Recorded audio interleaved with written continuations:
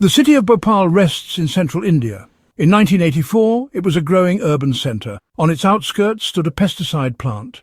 This plant was owned by Union Carbide India Limited. The company produced pesticides for agriculture. One chemical used was methyl isocyanate, or MIC. This chemical was known to be extremely dangerous.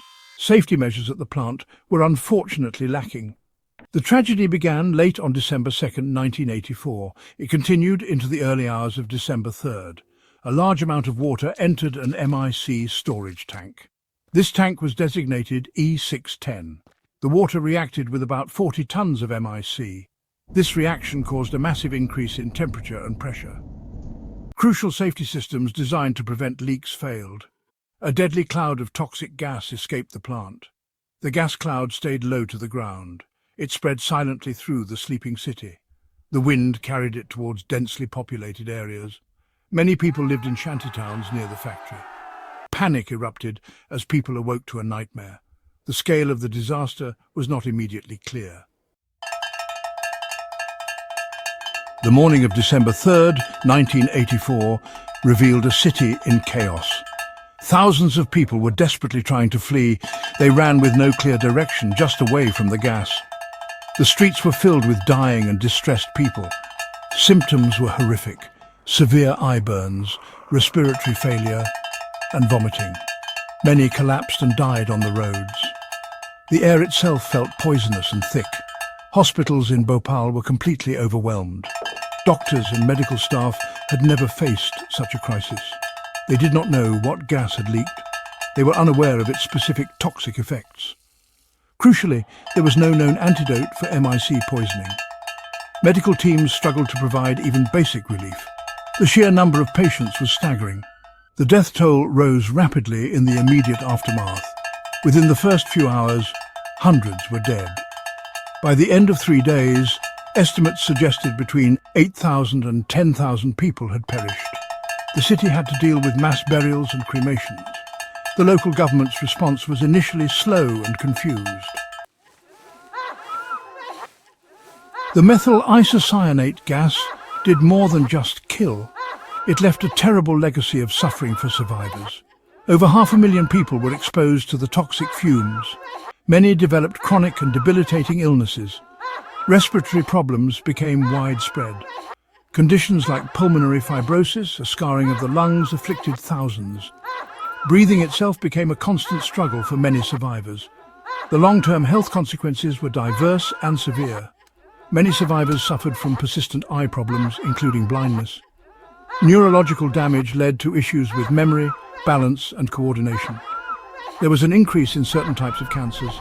Women experienced serious reproductive health problems. This included miscarriages and menstrual disorders. The gas had unleashed a multi-system assault on human bodies. The tragedy's impact extended across generations. Children born to parents exposed to the gas showed disturbing health trends. Many suffered from growth retardation. Birth defects were more common in these children. Beyond the human toll, the environment was also severely damaged. Dangerous chemicals leached into the soil and groundwater. The Union Carbide Corporation, a US multinational, held the majority stake in the Bhopal plant. The plant was operated by its Indian subsidiary, Union Carbide India Limited. Investigations later revealed a disturbing pattern. There had been significant cost-cutting measures at the plant. These measures compromised critical safety systems and staffing levels. Warnings about potential dangers were reportedly ignored by management. UCC's response in the immediate aftermath was widely criticized. The corporation appeared to downplay the disaster's severity. It initially withheld crucial information about MIC's toxicological properties. This lack of information hampered the medical response. Doctors struggled to treat patients effectively without knowing the full nature of the poison.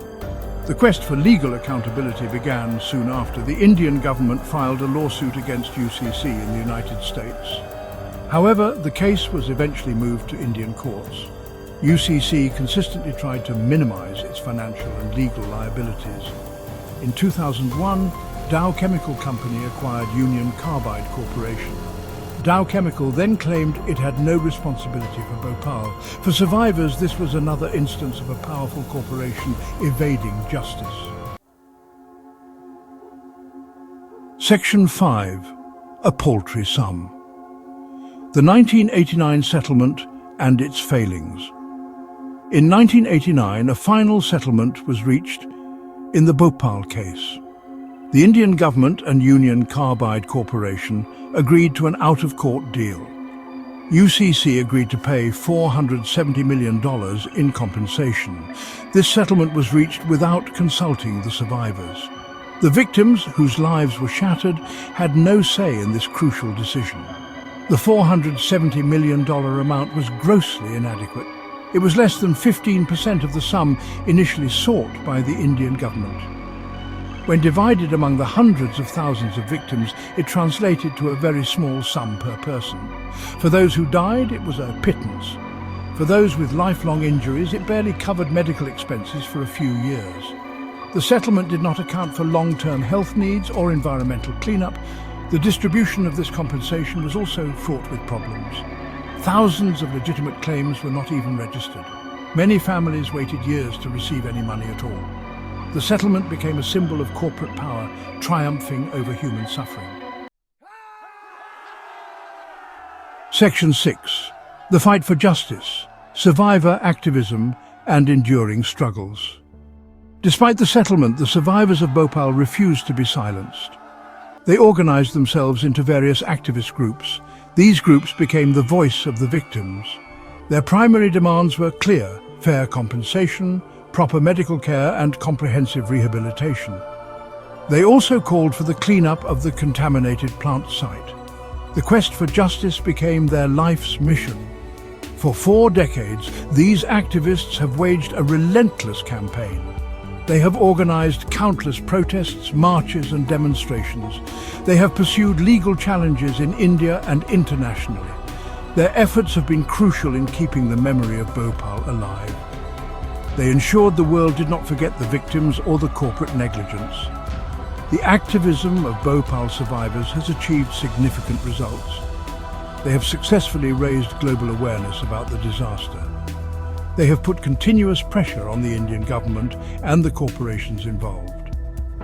One of their most notable achievements is the establishment of community-run health initiatives. These clinics provide specialized medical care to affected individuals.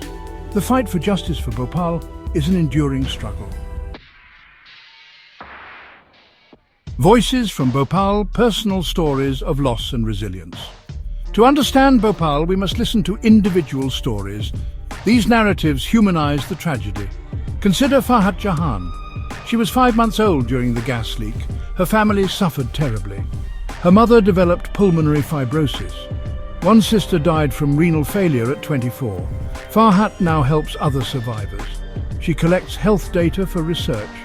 Farhat's life is shaped by that night. She cares for a sister needing dialysis. This is due to gas exposure. Managing chronic illness is immense. Farhat channels her experience into advocacy. Her work in collecting health information is vital. It documents the disaster's impact. She represents resilience. Then there is Batibai Rajak. She was 4 years old in December 1984. Her family survived by staying indoors. They used wet blankets to ward off the gas. Section 8. Socio-economic fallout. A community devastated. The Bhopal gas tragedy had a devastating socio-economic impact. Many of the affected areas were already home to impoverished communities. The disaster pushed them further into destitution. Thousands of families lost their primary wage earners. Many of those who survived were too sick to work. They could no longer perform manual labor, their main source of income. This loss of livelihood had catastrophic effects on family finances. Poverty deepened in the wake of the disaster. Families struggled to make ends meet. The meager compensation, when it arrived, was often insufficient. It could not cover the long-term costs of medical treatment. Many families incurred huge debts to pay for healthcare. The burden of chronic illness became an economic trap. It prevented them from escaping the cycle of poverty. Women and children were disproportionately affected by the socio-economic fallout. Many women became widows overnight. They were left to care for sick children and elderly relatives. They faced immense emotional and financial burdens. The well-being of the entire community was deeply scarred. Section 9, 40 years on, remembering Bhopal and the unfinished quest for justice. December 2024 marked the 40th anniversary of the Bhopal Gas Tragedy. The world remembered the thousands who died on that fateful night. Bhopal remains the world's worst industrial disaster. The quest for justice continues even after 40 years.